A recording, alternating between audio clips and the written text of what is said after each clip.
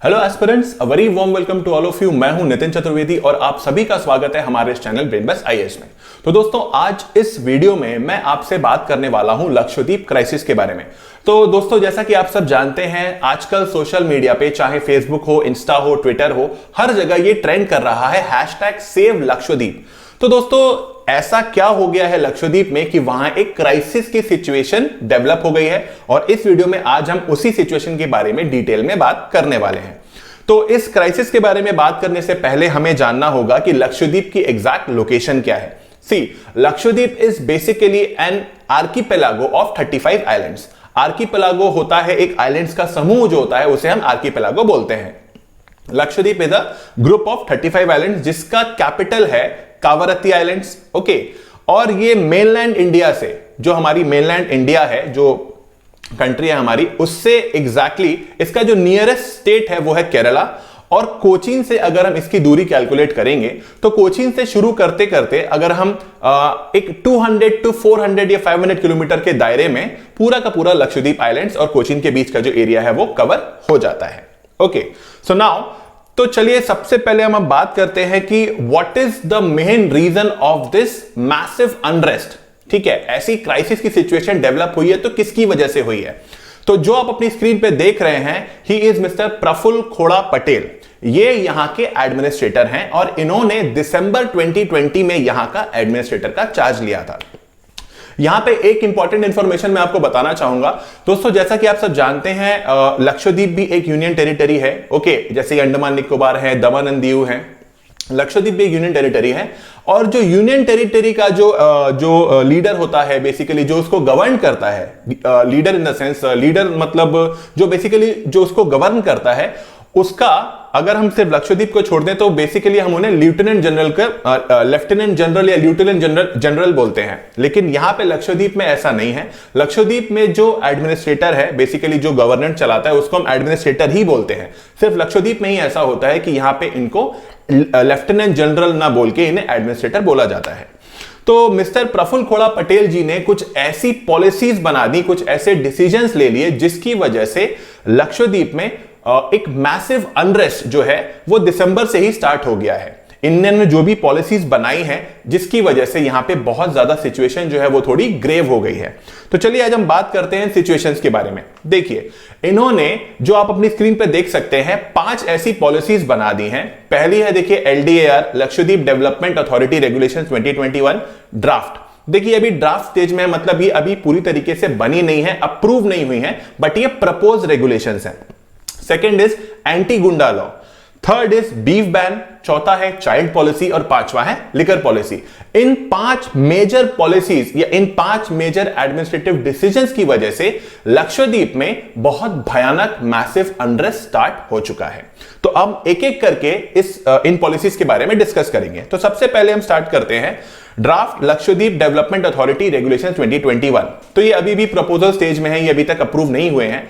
Basically इन regulations के द्वारा जो एडमिनिस्ट्रेटर जो प्रफुल्ल जी हैं वो चाहते हैं कि लक्षद्वीप को मालदीव्स की तरह एक टूरिस्ट हब बनाया जाए।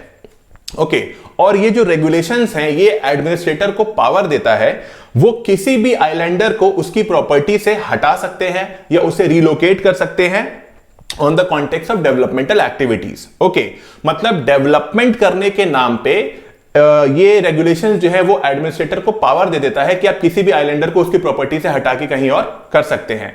और बेसिकली जो वहां पे लोकल्स हैं, आइलैंडर्स हैं, उनका ये कहना है कि जरूरत से ज्यादा अगर आप इंफ्रास्ट्रक्चरल डेवलपमेंट यहां पे करोगे तो ऑलरेडी लक्षद्वीप जो है एक बहुत ही इकोलॉजिकली सेंसिटिव जोन है। ठीक है, तो यहां पे अगर आप बहुत ज्यादा डेवलपमेंट करने लग जाएंगे इंफ्रास्ट्रक्चर डेवलपमेंट के नाम पे, तो इट माइट हैपन कि इट में destabilise the ecology of the island. और लोकल्स को यह भी डर है, क्योंकि यहां पे देखिए शेड्यूल्ड ट्राइब की पॉपुलेशन बहुत ज्यादा है, तो उनकी जो लैंड होल्डिंग्स होती हैं वो बहुत ज्यादा बड़ी नहीं होती हैं। तो इन लोगों के मन में यह भी डर सता रहा है कि भाई अगर डेवलपमेंट के नाम पे जो छोटे छोटे ट्राइबल्स हैं उनकी भी जमीनें अगर ले ली जाएंगी तो क्या होगा। तो सबसे पहली पॉलिसी तो यह है, जो प्रपोज रेगुलेशंस है इसके अगेंस्ट में बहुत ज्यादा मतलब मैसिव प्रोटेस्ट हो रहे हैं। सेकेंड हम बात करेंगे prevention of anti social activities या पासा। Prevention of anti social activities, PASA, इसको पासा भी बोलते हैं, बट इन जनरल टर्म इसे एंटी गुंडा एक्ट बोला जाता है। तो देखिए ये एक्ट क्या करता है, ये एक्ट बेसिकली एक परमिशन देता है कि किसी भी पर्सन को उसका प्रिवेंटिव डिटेंशन किया जा सके। अब देखिए यहां पे आपको एक चीज समझनी पड़ेगी, प्रिवेंटिव डिटेंशन क्या होता है और प्यूनिटिव डिटेंशन क्या होता है। प्रिवेंटिव डिटेंशन वो होता है कि सपोज करिए कि मुझे अगर ऐसा लगता है कि आप कोई क्राइम करने वाले हैं, तो मैंने आपको एज अ प्रिवेंटिव मेजर मैंने आपको अरेस्ट कर दिया, ठीक है, या मैंने आपको अरेस्ट करके छोड़ दिया। ओके, ये हो गया आपका प्रिवेंटिव डिटेंशन। अब प्यूनिटिव डिटेंशन क्या होगा, आपने ऑलरेडी कोई क्राइम कर दिया है, उसके बाद जो आपको सजा मिलेगी that is punitive detention. Okay, तो इसके हिसाब से यहां पे it allows for preventive detention of a person up to 1 year. 1 साल तक किसी का भी डिटेंशन किया जा सकता है और किसी भी पर्सन को एंटी सोशल एक्टिविटीज के लिए 6 महीने से लेकर 12 महीने तक जेल में डाला जा सकता है विदाउट एनी लीगल रिप्रेजेंटेशन। मतलब उसे कोई लीगल रिप्रेजेंटेशन भी करने का मौका नहीं मिलेगा और वो 1 साल तक जेल में बंद रहेगा। लेकिन यहां पे आयरनी की बात यह है, लक्षद्वीप जो है, जहां पे जिसकी पॉपुलेशन लगभग 65,000 है, उसमें से भी जो है 96% मुस्लिम्स हैं और शेड्यूल्ड ट्राइब्स की पॉपुलेशन यहां पे सबसे ज्यादा 94.8% शेड्यूल्ड ट्राइब यहां पे रहते हैं। It is one of those area of India जहां पे क्राइम रेट बहुत ज्यादा कम है और वहां पे इस टाइप का एक्ट लेके आना समझ से बाहर है एज पर द आइलैंडर्स। दूसरा, और आइलैंडर्स को यह भी डर है, तो बेसिकली आइलैंडर्स जो है, लोकल्स को ये लगता है कि इस एक्ट के द्वारा गवर्नमेंट ये चाह रही है, एडमिनिस्ट्रेशन ये चाह रही है कि भाई जैसा गवर्नमेंट बोले वैसा आइलैंडर्स को करना पड़ेगा और जो भी गवर्नमेंट की बात या एडमिनिस्ट्रेशन की बात नहीं मानेगा उसे उठा के जेल में डाल दिया जाएगा। ओके, तो yes, this is one of the major reason for the protest. Third है देखिए बीफ बैन। अब लक्षद्वीप में जैसा कि आप जानते हैं 96% जो पॉपुलेशन है वो मुस्लिम्स है, शेड्यूल्ड ट्राइब्स हैं और यहां का जो कल्चर है काफी हद तक केरला के कल्चर से मैच खाता है। तो एडमिनिस्ट्रेशन ने बेसिकली क्या किया है, उन्होंने ऐसा बोला है कि अगर आपको स्लॉटर करना है of a cow, calf, bull या बफेलो, तो वो आप विदाउट एक सर्टिफिकेट के नहीं कर सकते हैं। आपको कॉम्पिटेंट अथॉरिटी से सर्टिफिकेट लेना पड़ेगा, उसके बाद ही आप आप स्लॉटर कर सकते हैं। और ऑलरेडी सेल, ट्रांसपोर्ट और स्टोरेज ऑफ बीफ एकदम बैन है लक्षद्वीप में। और लोकल्स फिर यहां पे ये बोल रहे हैं कि यहां पे उनकी जो ईटिंग हैबिट्स हैं उनको जबरदस्ती टारगेट किया जा रहा है। ओके, तो ये बहुत ही सेंसिटिव टॉपिक है, इसलिए भी वहां पे प्रोटेस्ट स्टार्ट हो गए हैं। तो जैसे कि आप देख रहे हैं कि एक के बाद एक इन्होंने ऐसी कुछ डिसीजंस लिए हैं जिसकी वजह से वहां के जो लोकल्स हैं वो they are highly dissatisfied with the administration. Now next उन्होंने एक पॉलिसी वो लेके आना चाहते हैं, child policy, 2 child policy.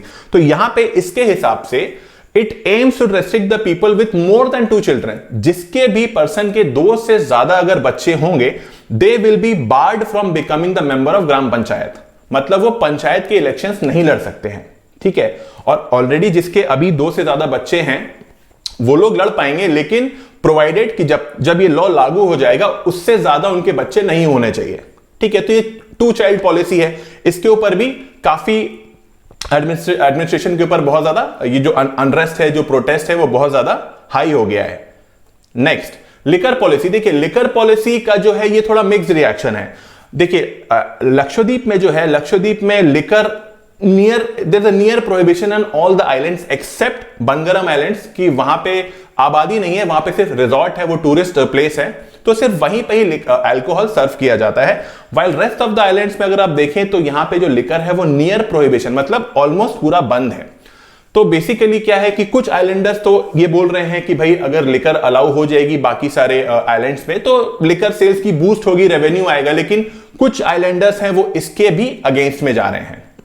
Okay, तो ये है लिकर पॉलिसी। तो these are the 5 major policies जिसकी वजह से आप देखेंगे लक्षद्वीप का जो नजारा है वो कुछ ऐसा है। अभी ऑफ लेट 1-2 दिन पहले ही बहुत ही 12 घंटे एक हंगर स्ट्राइक हुई थी, लोगों ने अंडर वाटर जाके स्ट्राइक की है, लोगों ने अपने घरों के बाहर चारपाई पे बैठ के दिन भर 12 घंटे बैठ के उन्होंने स्ट्राइक की है। इवन इसका जो असर है वो केरला के जो एमएलएज हैं उन पर भी दिखने लगा है। वहां पे भी देखिए उन्होंने केरला में कोचीन में प्रफुल्ल खोड़ा पटेल जी की एफिजीज जलाई हैं, ठीक है। And they are actually wanting कि भाई प्रफुल्ल खोड़ा जी को वापस बुला लिया जाए। Okay, so guys this was all about the Lakshadweep crisis.